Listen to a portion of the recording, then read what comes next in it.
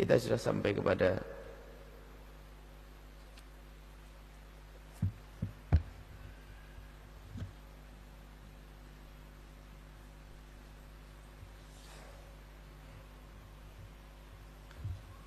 hikmah yang ketujuh. Qala al-musannif rahimahullah ta'ala nafa'ana Allah bihi wa bi ulumihi fid dharaini amin ila anqal. La yushakkikannaka fil wa'di adamu qu'il maw'udi wa in ta'ayyana zamanuhu li'alla yakuna dhalika qadahan fi basiratika wa ikhmadan li nuri sariratika. Jangan sekali-kali menjadikan engkau ragu. La yushakkikannak. Jangan sekali-kali menjadikan sebab engkau ragu kepada Allah. Fil wa'di, di dalam memenuhi janjinya. Hanya gara-gara adamu wuqu'il maw'udi, hanya gara-gara yang pernah dijanjikan kok tidak kunjung datang. Wa in ta'ayyana zamanuhu, biarpun ditentukan waktunya. Sudah ditentukan zamannya.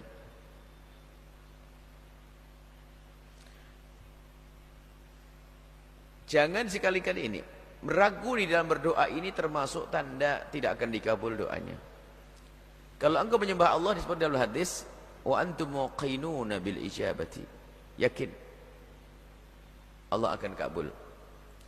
Lah kalau kita sudah prasangka buruk kepada Allah, wah enggak diterima oleh Allah. Jangan sekali-kali ada di dalam hatimu keraguan. Selagi dirimu telah memohon kepada Allah dengan memenuhi syarat-syarat yang disebutkan pada pertemuan yang lalu. Menjaga adab-adab berdoa.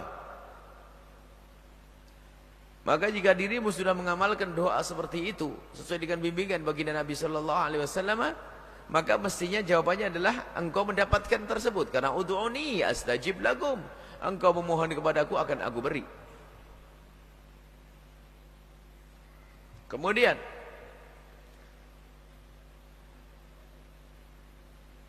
ada orang berdoa tapi belum diberi.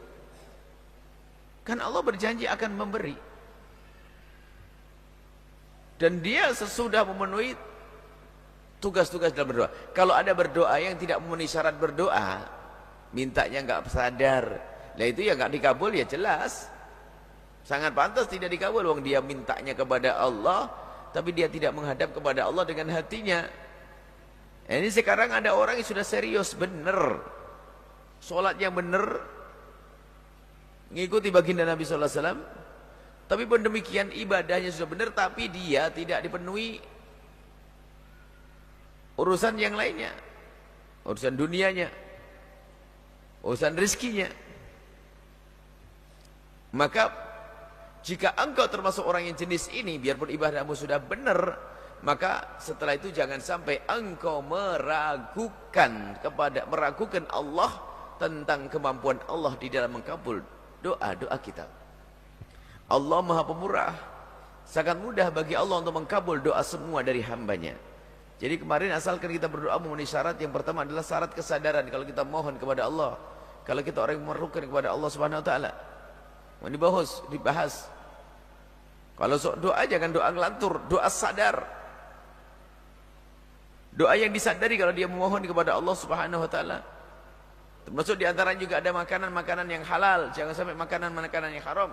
Lah kalau kita sudah memenuhi satu doa, dan doa itu adalah dengan menyadari kalau dia hamba Allah. Kalau sudah seperti itu maka akan dikabul oleh Allah. Tapi mungkin ada yang bertanya, saya sudah benar tapi kok tidak dikabul oleh Allah? Nah ini tanda tidak dikabul. Innallaha yaqbalu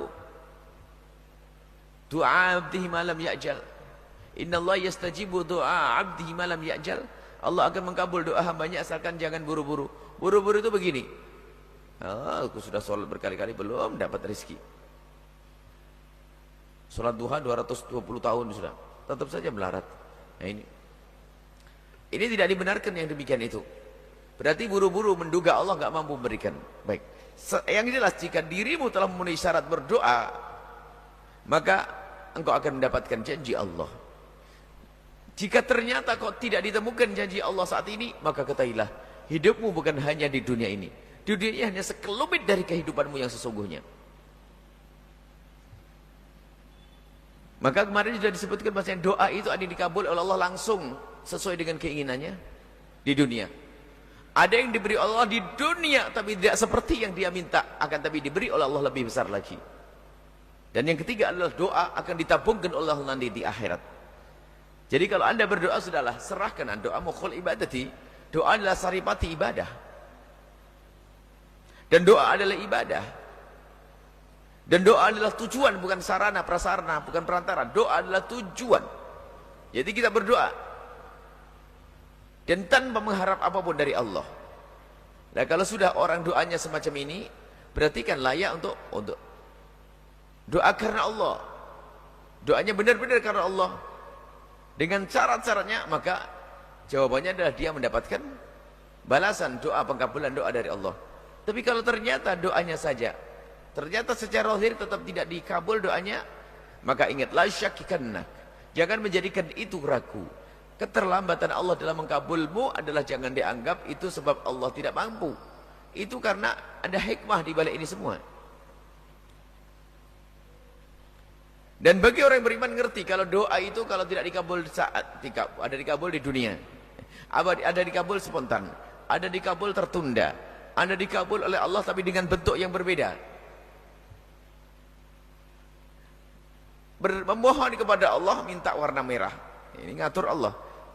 Akan tapi Allah Maha tahu tentang kemaslahatan orang tersebut, tidak dikasih merah, tapi kasih hijau karena hijau lebih manfaat. Nah ini minta kepada Allah. Kemudian yang ketiga adalah kalau doa itu belum dikabul, jangan berkata tidak, belum dikabul di dunia, maka ketahuilah pahalanya sudah sampai nanti di akhirat. Itu yang paling besar, yang paling utama, yang paling dahsyat yang kita dapat. Gara-gara apa? Berdoa dengan serius, dengan benar, kok ternyata tidak diberi oleh Allah di dunia, maka kata Allah Maha Kasih sudah berjanji, apapun permohonanmu akan aku kabul. Ud'uni astajib lakum. Maka tinggal kapan Allah memberinya. Biarpun kita menemukan dalam firman-firman Allah, berinya adalah spontan di dunia, kontan di dunia. Seperti yang melakukan ini akan dimudahkan rezekinya dan sebagainya dan sebagainya. Kontan di dunia. Ada yang kontan diberi oleh Allah di dunia, tapi ada yang tidak diberi oleh Allah kontan, akan tapi ingin ditabungkan agar menjadi pahala nanti di akhirat. Maka kalau orang punya keyakinan seperti ini, kalau sudah berdoa ini dia akan senyum-senyum dan tenang. Karena apa? Kalau aku tidak dikabul untukku, semoga ini menjadi bekal aku masuk surga. Nah begitu. Jadi dikabul, cuman kita tidak tahu. Maka jangan sok tahu kan, ngatur Allah. Minta rizki tapi belum dikasih Allah rizki. Dan ternyata karena Allah sayang, kalau dia punya rizki mungkin dia akan bermasalah saat itu. Tapi ditunda oleh Allah sampai waktu yang tepat. Maka di sini jangan menjadikan sebab engkau ragu kalau ternyata janji Allah belum terpenuhi. Jangan lalu kita mengolok Allah, aku meminta kepadamu, kenapa tidak kau beri ya Allah? Kau belum kau beri. Padahal kamu sudah berjanji akan mengabul doaku dan aku sudah memenuhi syarat-syarat berdoa. Tapi ternyata belum dikabul. Berarti dia tidak kenal Allah. Allah sangat mudah bagi Allah untuk memberikan kepada kita apa saja. Tapi Allah yang Maha Kasih tidak memberikan kepada kita semua yang kita inginkan. Tidak memberikan kepada kita semua yang kita inginkan. Agar tapi Allah akan memberikan kepada hamba-hamba pilihannya untuk memberikan hamba-hambanya untuk dikabul. Jadi Allah akan memilih sebagian dari hambanya untuk kebaikan, untuk kemuliaan di dunia. Termasuk di antaranya dikabul oleh Allah itu juga hamba yang dipilih oleh Allah Subhanahu wa taala. Maka kalau seorang hamba yang memohon kepada Allah dengan syarat-syaratnya, terpenuhi syaratnya, ya jawabannya ya Allah yang Maha Kasih. Allah tidak pernah ingkar janji akan dikabul, tapi ingat, dan sekali lagi ingat sampai Imam Ibn Athaillah mengingat, la yusyakkikannak, jangan menjadikan sebab dirimu ragu. Awas, keraguanmu itu adalah bahaya untuk dirimu, bisa saja menjadi cabutnya iman. Ragu kepada Allah yang Maha Kuasa, tapi husnudzon kepada Allah. Kalau kita memohon sering kok tidak dikabul hari itu, maka mungkin dikabul hari esok, mungkin minggu depan, mungkin tahun depan. Alangkah banyaknya seorang hamba yang ternyata bersyukur di saat tidak dikabul doanya saat itu. Karena apa? tidak ada maslahatnya saat itu. Tapi Allah Maha tahu sehingga ditunda, akan diberikan suatu ketika pada waktu yang tepat. Wa in ta'ayyana zamanu, biarpun tertentu sesuai dengan janji Allah, jika kau melakukan ini akan diberikan ini, tapi ternyata kok tidak diberi oleh Allah, jangan mengatakan tidak diberi, akan tapi diberi oleh Allah dengan sesuatu yang lebih hebat lagi dari itu. Cuman kita tidak tahu. Sebab kita sebagai seorang hamba, kadang kita dengan kelemahan kita dan dengan syahwat kita, hawa nafsu kita, sehingga kita meminta kepada Allah bukan meminta sesuatu yang baik, akan menuruti hawa nafsunya, minta kepada Allah. Jadi orang memohon kepada Allah karena kita beribadah kepada Allah, meminta kepada Allah. Jadi ibadah, doa itu bukan sarana, dan doa itu adalah memenuhi permintaan Allah. Jadi doanya orang hebat itu, bagaimana kaidah berdoa? Kalau kita berdoa itu, jadikanlah doa itu karena kita itu menuruti permintaan Allah. Sebab Allah memerintahkan kita, ud'uni astajib lakum, mintalah kepadaku maka akan aku kasih. Tapi yang banyak dari kita adalah doa itu karena kita memenuhi tuntutan permintaan kita. Nah, begitu umumnya. Jadi kalau kita berdoa adalah kita memenuhi tuntutan kita. Ini, saya pengen begini, maka minta kepada Allah. Padahal sebelum ini sudah diperintahkan, mintalah kepada Allah.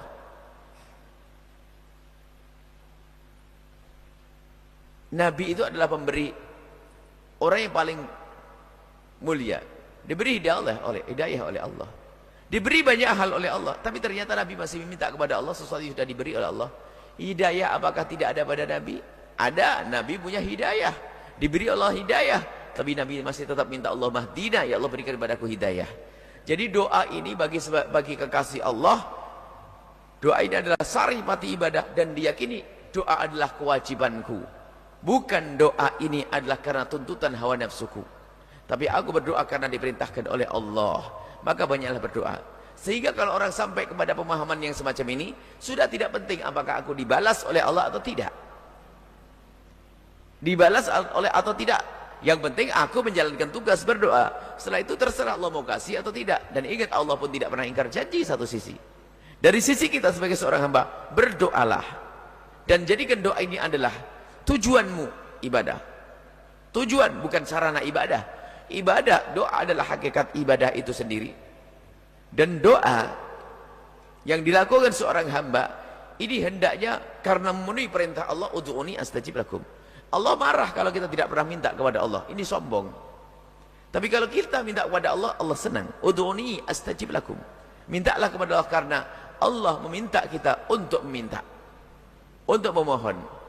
Dan jangan sampai kita berdoa karena menuruti kepribadian, keurusan hawa nafsu dan urusan kepentingan pribadi kita. Kalau kita berdoa urusan pribadi kita, maka tuntutan dakwah ini adalah dari hati yang menuntut, yang meminta, bukan dari Allah Subhanahu wa taala. Sementara hendaknya kita berdoa karena kita disuruh oleh Allah. Adapun nanti hasilnya, jangan terlalu banyak mikir di situ. Bicara tentang hasil doa, babnya beda. Ini yang dibahas oleh Imam Ghazali, Imam Ibn Athaillah tadi. Adapun masalah pengkabulan doa, itu kamu harus yakin katanya. Kalau kamu berdoa harus yakin Allah akan mengkabul doa, karena Allah Maha Kuasa. Allah bisa melakukan apa saja, Allah bisa memberi apa saja. Tidak susah baginya apapun di semesta ini, mudah bagi Allah. Ini harus kita yakini. Masih ingat kemarin bahwa jika ada orang memohon kepada sesuatu yang dia tidak bisa memberi, maka itu adalah gila. Jadi kalau kita memohon dengan penuh keyakinan Allah bisa memberi. Contoh urusan duit saja deh. Kita tahu orang itu fakir, gak punya duit, kikir lagi kalau kita punya duit. Kemudian kita datang ke sana minta duit, berarti kita yang salah. Tapi bagi yang yakinan dengan Allah, maka dia akan selalu minta kepada Allah. Dan tadi mintanya pun bukan karena pemberian dari Allah. Dia meminta ini karena perintah Allah, bukan karena mengharap diberi oleh Allah. Jadi kita minta ini adalah perintah dan ini adalah ibadah. Dan di saat kita tidak dikabul doa kita, pertama setelah itu yakin doa akan dikabul. Kemudian kalau ternyata secara zahir tidak terkabul doa kita, dan itu maka jangan prasangka buruk kepada Allah. Dan tidak dikabulkannya doamu, itu ada beberapa hal, diantaranya adalah karena Allah tidak ingin mengkabul saat itu, karena saat itu kamu belum siap dengan pengkabulan doa. Bisa menjadi dirimu salah. Atau yang kedua, karena Allah sudah mengganti dan memberikan sesuatu yang lebih besar. Kemarin kita contohkan, kita sering minta kepada Allah agar rezekinya banyak, agar mudah dalam ibadah, tapi ternyata kita lupa minta, ya Allah jangan kau beri penyakit aku. Jantungnya tidak pernah minta perlindungan kepada Allah. Jantung kita tidak pernah minta, ya Allah jaga jantungku ya Allah, jaga paru-paruku ya Allah, jaga hatiku ya Allah. Sedikit sekali yang minta seperti itu. Padahal ini adalah lebih besar daripada harta tadi. Cuman ya begitulah hamba yang lupa kepada Allah. Kita berdoa, kadang permintaan kita ini adalah kurang penting menurut Allah. Maka Allah pun tidak memberi, bukan karena Allah tidak bisa memberi, karena Allah sayang kepada hamba tersebut. Ternyata diganti yang lebih penting lagi, dijaga urusan jasadnya. Ini. Dan yakin Allah akan kabul, selesai. Dengan keyakinan itu luar biasa. Dan yang ketiga adalah doa itu akan diganti oleh Allah dengan pahala nanti. Sehingga nanti orang-orang yang doanya tidak dikabul di dunia, ternyata di akhirat nanti pada berkata, kalau seandainya doaku tidak dikabul semuanya, alangkah indahnya hidupku di surga. Tentu pangkatku sangat tinggi karena doa-doa tersebut yang tidak dikabul. Ini kan kuat ya gitu. Doa kita kalau tidak dikabul, ternyata diganti oleh Allah dengan pahala nanti di akhirat di surga dalam keabadian. Nah ini, mau enggak dengan begitu? Maunya di dunia dikasih, akhirat juga dikasih, maksa dia. Dan begitulah manusia. Tapi yang jelas ini jangan ragu pokoknya. Kalau tidak dikasih di dunia, juga dikasih di akhirat. Atau dalam bentuk yang lain. Pokoknya, kalau sudah minta kepada Allah, jangan ragu. Tidak ada mustahil bagi Allah selagi ada urusannya dengan makhluknya. Li'alla yakuna laka qadhan fi basiratika. Karena apa? Dengan menjaga hatimu agar tidak ragu-ragu kepada Allah. Itu menjaga hatimu dari menodai hati. Jadi menodai hati itu adalah qadah, itu kekotoran fi basiratika, di dalam batinmu. Jadi batin kita akan terkotori dengan keraguan kepada Allah. Hati ini akan rusak dengan ragu kepada Allah. Sehingga muncul apa? Dari keraguan kepada Allah ini, menjadi mudahlah seorang hamba melakukan kemaksiatan, meninggalkan kewajiban. Karena sebetulnya telah tertanam di dalam hatinya keraguan. Kalau yakin, susah baginya untuk meninggalkan ibadah. Yakin. Kemarin kita beri contoh masalah keraguan di dalam urusan dengan Allah. Jangan sampai kita ragu kepada Allah. Kita itu urusan dengan siapapun sebenarnya dengan penuh keyakinan. Kecuali dengan Allah saja kita dengan keraguan. Ini problem. Naik angkot itu pasti kita tuh yakin sopirnya itu adalah sudah bisa. Beri ke warung yakin gak ada racunnya. Naik pesawat nggak pernah tanya pilotnya, kau sekolah di mana, berapa tahun, pengalaman berapa, enggak. Tapi dengan yang menciptakan pilot masih ragu-ragu, ini bagaimana kita ini? Dengan Allah masih ragu, ini problem besar. Maka qadah, ternodai hatinya. Sehingga dengan keraguan-raguan ini banyak hal yang terjadi. Karena ragu dia kepada Allah tentang pengkabulan doanya, maka yang rusak adalah hatinya, selalu ragu kepada Allah. Sehingga orang takut fakir, sehingga melakukan yang haram karena ragu kepada Allah. Takut dengan fakir, ragu kepada Allah, ini berbahaya sekali.